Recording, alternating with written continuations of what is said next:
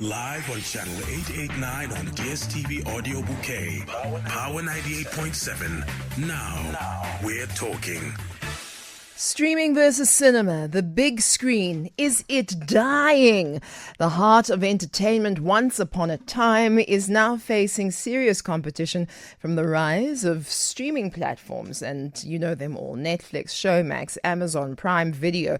Even when your friends give you a movie to watch on, what are those things called? Those, not a cassette. No, the USB. On a USB, your friend gives you a USB. Just because I'm old, you think I'm going to talk about a cassette. USB, I know these things. And then you can enjoy it from the comfort of your own couch. No queues, no high prices. You can feed yourself exactly what you want, because you know at the movies they don't let you bring in food from the outside. And then it's done. And it seems to obviously be taking a huge chunk out of cinema revenue, to the point that I'm aware now of certain cinema houses playing throwback movies to bring people back in. So you've never seen Pulp Fiction before. We'll do a throwback for $50 and you come through and you can watch it on the big screen, for example, which is quite smart. But they have to be because of this big shift. So we're witnessing something that's never been witnessed before in terms of film. And so we'll speak to tech journalist Cheryl Kahla right now about is the big screen dying for good? Streaming versus video. I want to know, streaming versus cinema, I beg your pardon. I want to know from you as well on 0861987000. When last did you go to the movies? Do you go to the movies at all? Or do you stay home and stream? And what is the purpose of that for you? The number to dial is 0861987000. You can also send us a voice note on 083-303-7093. And we'd also like to hear from you on Elon Musk's X with the hashtag #PowerLunch. Cheryl, hello. It's good to talk to you. Hi, it's always a pleasure to be on. When last did you go to the movies? I heard you booking tickets, and I was thinking about the same thing this morning, to book a ticket for the weekend. So us elder millennials will continue to book tickets online. I think that there's a bit of a reminiscent nature to it, where it becomes a bit of a day out or a night out, right? And so all of the things that, we can make popcorn at home, but I don't know, whatever voodoo they put into that popcorn there at the movies, it's delicious.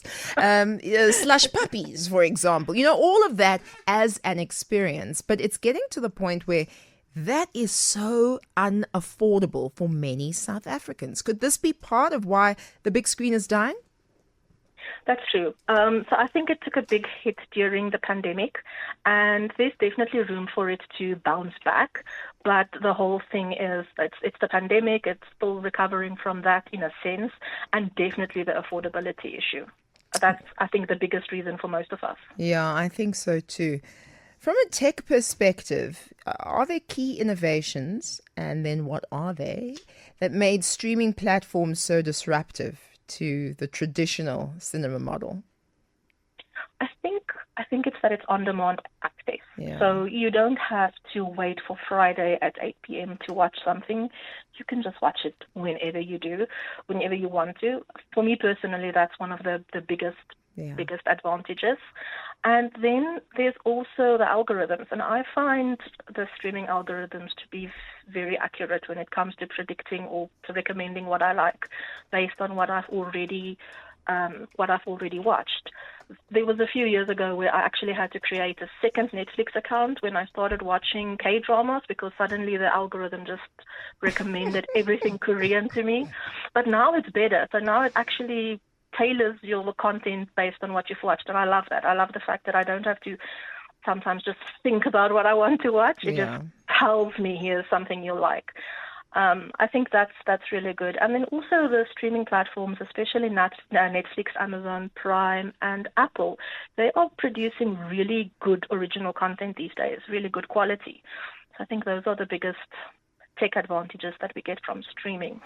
100%. That personalization is so important, and that algorithmic thing that you're saying is so important, because I'll put the TV on sometimes and look at everything and switch it off again because it's just overwhelming. It's too much. Yes, there's too much. Yeah, there's just too much. And, we're a household, because there's so many of us, we've got all of the platforms. So from Prime to it's just too much. So I just watch TikToks and I move on with my life. And then when something really huge happens, for example, like the F1 documentary, or, I need to watch something on the news, it's mostly documentaries, then I'll switch on. So that means also then that the quality and style of content that we're getting on our streaming platforms, the cinema just can't accommodate that. True. I think that's basically that's one of the biggest reasons for us. It's just, I remember seeing a tweet a while ago. It was a few years. I don't even know who to quote for this, but the person just said, "Can all of you, Netflix, Showmax, Prime, Hulu, can all of you just come together and work out some sort of agreement so that we have one monthly payment to do and not 7 different ones?" I think that is from a consumer point of view, that's a very big issue, deciding which channels you want, because they do have different offerings. If you want Marvel and Star Wars, you have to get Disney, and there's just, every platform has its own brand. So it's really hard to choose. If you can't afford all of them, where do you go to? Yeah, no, absolutely. So do you think it's a permanent change that there's been a decline in cinema attendance? I spoke a little bit about the throwback movies, but I mean, you don't know what's going to happen next, right? Could it rebound with the right strategies? Personally, I think and I hope that it rebounds. I don't think the decline is permanent. Although if it continues to cost the way it does to go to the cinema, then that might be permanent. But I'm a huge fan of the cinema. I love going to the movies. I love going to late night horror movies by myself. It's just a weird thing that I do. And it's I really do hope it rebounds. I think there's definitely room for it, because the cinema experience is a premium experience. It's fine that you can watch movies from your couch in your lounge, but there's something about sitting in an IMAX or a 4DX that just makes it so much more immersive. So I think if they continue to focus on premium experiences, maybe in an affordable way for people to get to it. And it's not a big thing in South Africa, but event screenings are quite big in the US. They will have special events, there'll be themed nights, and directors will do questions and answers, and actors will do stage greetings. I don't think there's really a market for that in South Africa, because we are so far from everything, but that could be something that cinemas could look at, doing something that's not just a standard cinema experience. So almost changing it to be able to have conversations, to be able to have debates, to be able to have analysis. I think that's a great idea. Because, for example, in South Korea, whenever there's a new release, the actors will go to random cinemas. They'll just show up.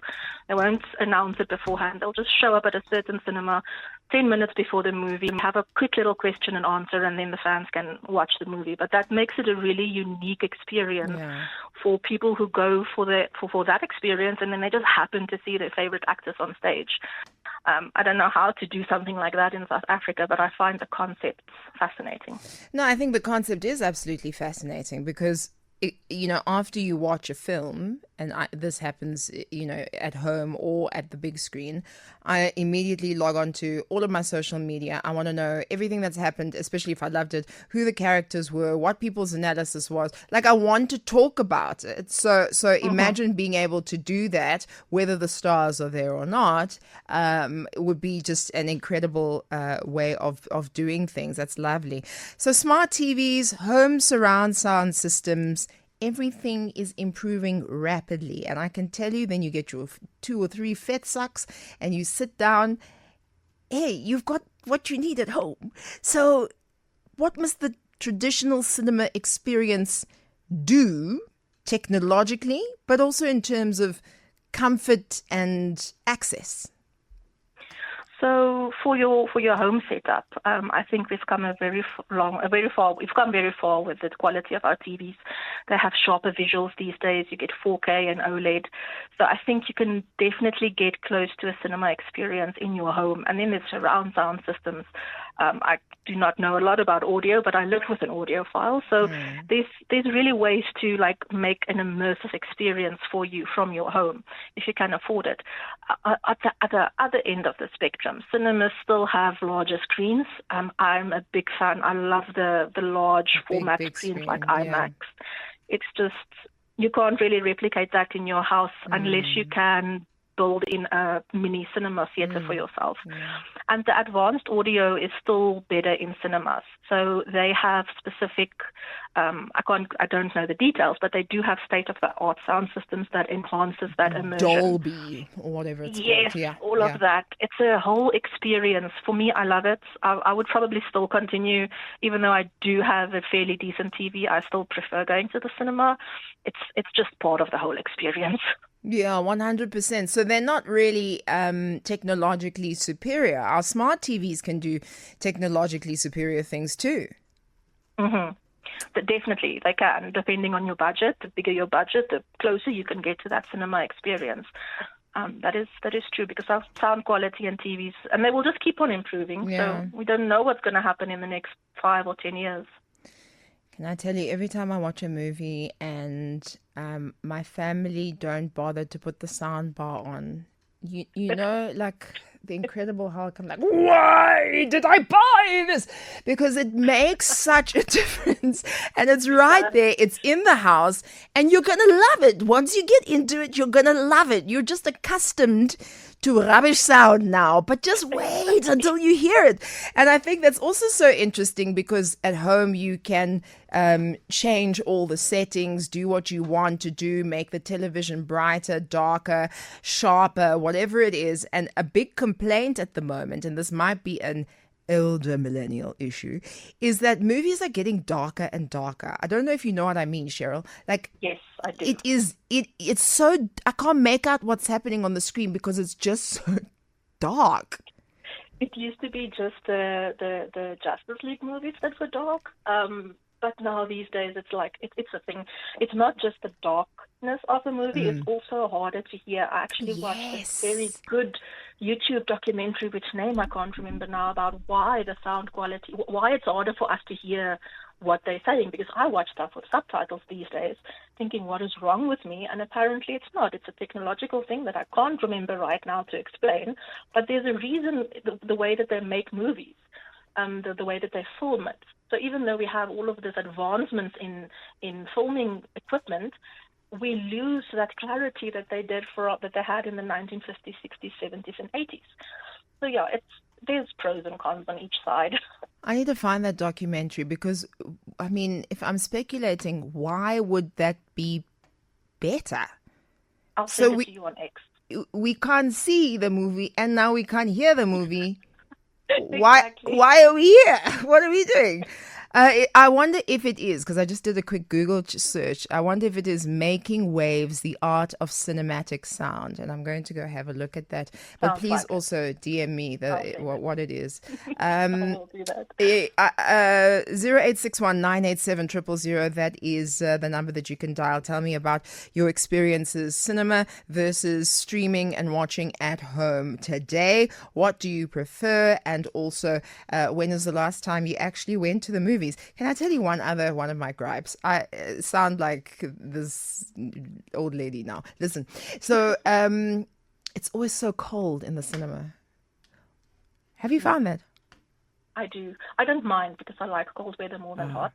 Okay. But I've heard, you're not the first person to tell me that. I'm shivering so hard and I can't hear and I can't see. So, all right, you see which side that I'm on at the moment. The pros and the cons of the film industry releasing films simultaneously in cinemas and on streaming platforms is what? Okay. I think the pros of them releasing it simultaneously is that they get wider access. So audiences can actually choose what is their preferred viewing method. you might not always be in a position to go to the cinema, and then you can get it on a platform. And I don't really know from a business perspective, but I'm assuming that's an increased revenue stream, because now they can tap into revenues from both the box office but also streaming. So I think that's the thing that makes sense. But on the downside, I did read on a website called The Red and Black that there is box office cannibalization. So basically the streaming quality, the streaming availability may be different, obviously in a theater, because that's a higher quality. So there might be a streaming issue there. And then I think the biggest con would be privacy risk, because digital releases are so easy to distribute unauthorized. And I think that is actually the biggest fight that they might have, is piracy. Sure. And piracy, I remember as a teenager, stamp out piracy, and all of these pirated CDs would be on the ground, and a big 4x4 would drive over them. But now, because of streaming, not that it feels like piracy, there are more and more pirate platforms, right, that you can access for free, that you don't even have to sign up to. So how much is that making a dent in what's happening in cinema at the moment? I think those sites, they definitely have an impact, because they give you free access to something that you would have paid a premium price for. Yeah. And it's also it's immediately available. So depending on how weak or strong your internet connection is, that's how long you're going to wait before you can watch it. The downside of that is you don't always know the quality of what you're downloading. Yeah. There are security risks when you do use these dodgy websites. And also, like, for example, hard-coded subs. They never tell you beforehand if a file that you're downloading has hard-coded subs in it. Or What's if a it's in a different hard-coded language. subs? So a hard-coded sub is basically a subtitle that you can't... So on Netflix, you can switch your subtitles on and off. Of course. But on downloads, a hard-coded sub, I think they're also called burned-in subtitles. Okay. They are basically permanently embedded within the video itself, the video file. So you can't change it, you can't switch it off. It's there, it's part of the file. And these sites will usually not disclaim that ahead, like up ahead. They won't tell you that there's subs like that, or they won't tell you it's not in English. I mean, just beyond the security risks of using those sites, that's probably the biggest annoyance. I mean, I've never downloaded an illegal film, but I do hear. But I hear from others, Cheryl, that a lot of people don't even really care, right? So, they'll even watch, what are they called? Where literally you can see it is being recorded on someone's cell phone in the theater. That is a cam. Yes, exactly. And so they don't care.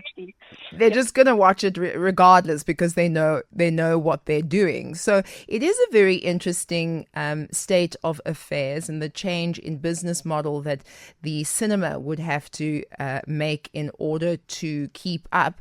But I wonder, is there a change you believe these streaming platforms may need to make to keep up? Because there's so many of them now. Everyone's in competition. Yeah, I think it's really hard for them because they have market saturation. So it's hard just for consumers to decide which one to go to. And they need to make sure that they get an audience. So they need to make sure that they get our money. That's the goal, why they exist. Yeah. I think that's an issue for them. Piracy, we've discussed. But also beyond that, subscriber retention, because it's easy to get people to sign up. You might have a special or something niche to draw people to your website, to your streaming service, but then you have to actually keep them if you want to continue making revenue. For sure. I think what Netflix is doing right now, for example, by going into documentaries and sports and even mobile games, that's all ways that they should look at to get people keep our attention for longer. I don't know if you played the mobile game on Netflix that came with Black Mirror. It is quite good. It came with Black Mirror? Yes, so season 7 of Black Mirror is not on Netflix, but the episode placing has its own standalone game that is like the game in the episode. You can actually play that game on Netflix. stuff like that is amazing. That's how It you sounds get like people you're to not just speaking watch Chinese TV, to me. I don't understand what you're saying. I'm going to go check this afternoon because I have seen games pop up, but it's not necessarily something that I'm interested in. But if it's linked to the show, I mean, I think that that's very, very smart.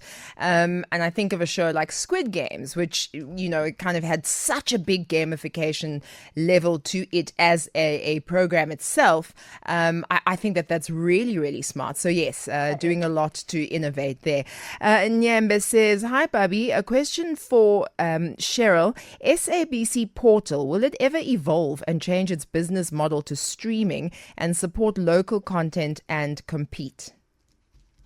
I don't think I'm in a position to answer that, but I really do also hope that it does evolve.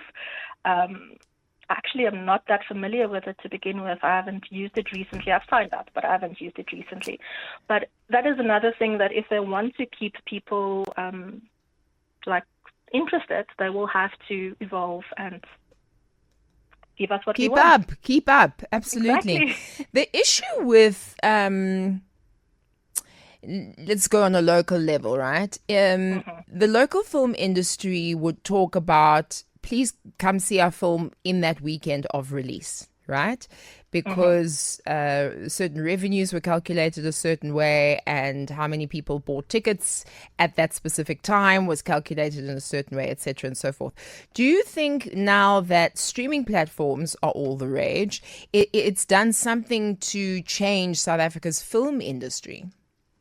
I think definitely, because it ties into that whole thing of your accessibility, and you can choose when you want to watch it.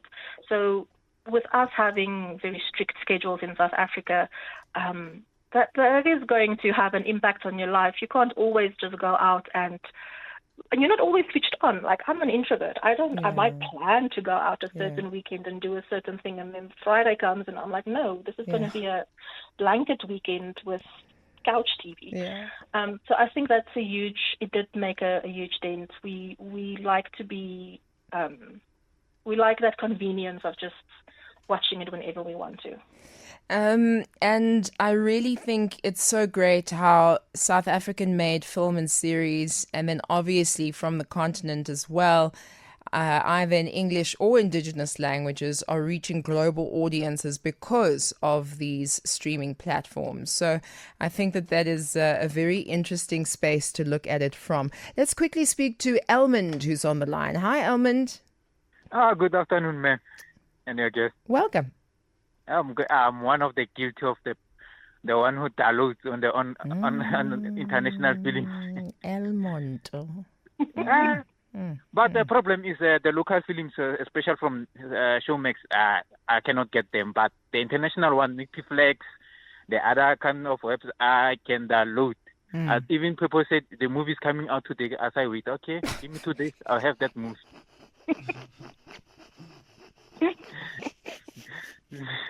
You've killed me, Elmond. And so, do you watch this on a smart TV or on your phone, on your device? I still have that LCD TV. What I do, I download at work using Wi-Fi at work. Then when I get home, there's a USB converter that have both sides, USB and what do you call it? This whatever it is, USB-C or USB, whatever it is that goes into your phone. C-type, yeah. C-type. Then I put it in a USB. But sometimes other films, they give me a problem. I found that on my TV, the old one doesn't want to play, but I still kept searching until I get there. So you're stealing at work, Elmond. You're stealing from the movie makers, Elmond. I don't have that. Yeah, look, I think so many people do it. So I'm not going to say it's right or wrong, but the law is the law. But so many people do it. And look how easy and accessible it is to Elmond, Cheryl. That's true. I mean, you can access anything from your phone these days if you want to, and if you just need a Wi-Fi connection like he has. And I just hope maybe Elman can invest in a soundbar. At least. Yes. Yeah. At least. Shame. Cheryl, how do we follow you? I'm on Twitter as Cheryl Kahla, and I'm also on LinkedIn with the same name.